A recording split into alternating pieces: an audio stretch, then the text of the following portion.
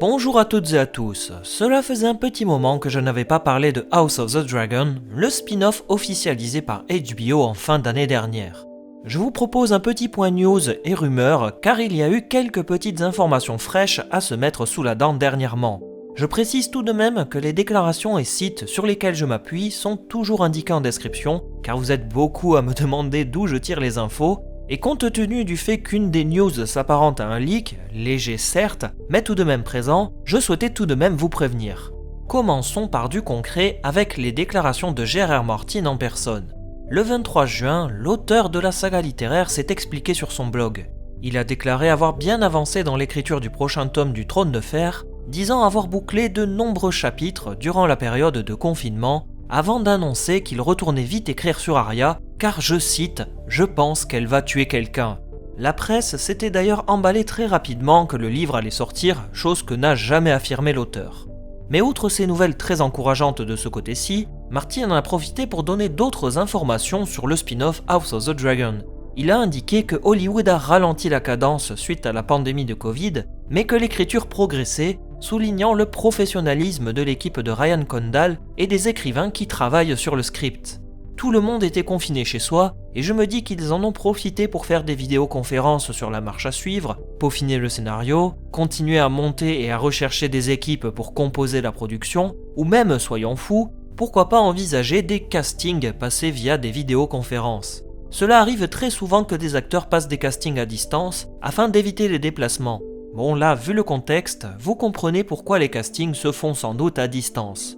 Alors pourquoi j'insiste sur les castings ? Tout simplement parce que le site Redanian Intelligence, qui est d'habitude très à cheval sur les news des futures séries de fantasy comme The Witcher, Le Seigneur des Anneaux et House of the Dragon, a fait plusieurs annonces surprenantes le 19 juillet. Alors attention, tout ce que je vais vous annoncer à partir de maintenant ne sont que des suppositions et relèvent de la pure spéculation. Libre à vous de croire ou non aux informations que je vais vous communiquer, car il n'y a aucune source. Tout d'abord, Redanian Intelligence nous informe que William O'Toole, qui travaille dans le service financier chez HBO, aurait ajouté à son profil LinkedIn la chose suivante. Contrôleur financier sur Game of Thrones prequel Blood Moon, et enfin contrôleur financier sur Game of Thrones prequel Red Gun.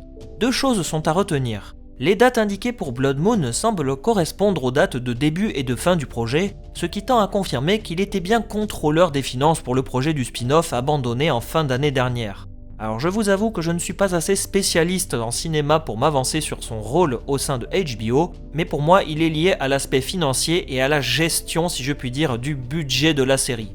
La seconde annonce est bien plus intéressante, puisqu'il serait rattaché à un projet nommé Red Gun. Deux possibilités s'offrent à nous. Soit il s'agit d'un nouveau spin-off pas encore officiellement annoncé, soit c'est un nom de code de travail pour le spin-off House of the Dragon. Je ne vous le cache pas plus longtemps, mais je pense très sincèrement que la deuxième option est la plus viable, compte tenu du fait que je vois mal un spin-off de Game of Thrones se nommer littéralement Pistolet Rouge. Cela semble plutôt renvoyer à une arme, donc une arme rouge, ce qui semble faire allusion au feu des dragons ou à un dragon, car rappelons-le, un dragon reste une arme dévastatrice. Mais la rumeur la plus intéressante, reprise par Redanian Intelligence, un leak mis en avant par le site Recapped. Ce dernier indique deux choses très importantes, mais à prendre là aussi avec des pincettes. HBO serait à la recherche de deux actrices pour deux rôles majeurs, et le tournage du spin-off se déroulerait en 2021 en Espagne et au Royaume-Uni. Les deux actrices recherchées seraient deux jeunes femmes, une allant sur la fin de sa vingtaine, et l'autre un peu plus âgée. Les deux rôles visés ne seraient ni plus ni moins que la princesse Rhaenyra Targaryen et la reine Alicent Hightower. Cela semble bien donc indiquer que nous serions face à une série nous proposant la période de la tumultueuse danse des dragons. L'indication de l'âge est également très importante, Rhaenyra étant plus jeune qu'Alicent. Si l'on se base sur le fait que Rhaenyra aurait 30 ans dans la série, on se situerait alors en l'an 127 après la conquête, soit 2 ans avant la mort du roi Viserys Ier et le début de la danse des dragons. La série nous proposerait alors une adaptation de cette période palpitante juste avant la danse, ce qui nous permettrait d'avoir 1 ou 2 saisons maximum présentant les protagonistes et les différentes péripéties menant à ce conflit familial entre les Noirs et les Verts jusqu'à la mort du roi Viserys Ier, avant de plonger dans la guerre totale sur plusieurs saisons, 3-4 grands maximum, pour se conclure avec la fin de la guerre et le début du règne d'Aegon III Targaryen. C'est un schéma qui se tient et qui permettrait ainsi d'avoir une série d'une durée allant de 4 à 6 saisons. Cela viendrait donc compléter ce que j'avais annoncé dans ma précédente vidéo en analysant les déclarations de Martin qui donnaient des indices sur le sujet de ce spin-off. Un sujet qui, avec les nouveaux éléments, semble clairement être la danse des dragons. Enfin, avant de conclure, le tournage serait vraisemblablement programmé pour 2021, ce qui correspond là aussi plus ou moins au programme annoncé.